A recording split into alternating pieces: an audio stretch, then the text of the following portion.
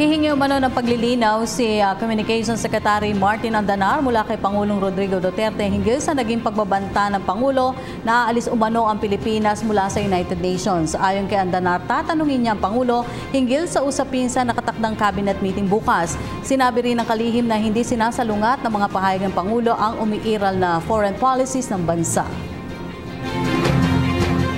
The President about it kasi I understand sinabi po ito ni Presidente kagabi sa kanyang press con po doon sa Panakan. Apo. So bukas po merong cabinet meeting, tatanungin ko po sa Presidente. Well, you know, lahat naman ng mga sinasabi ng ating Pangulo ay sabi nga nila, every time the President says something, it's a policy statement, hindi ho ba? Pero I don't see anything, I do not see anything contradicting our foreign policy. Kasi sa atin naman, ang foreign policy po naman dito sa atin tayo makipag-ugnayan sa iba't ibang mga bansa.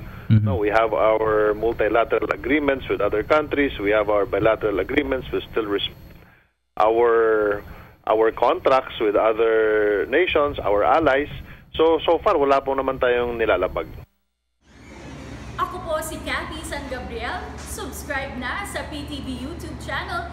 I-click lang po ang subscribe button.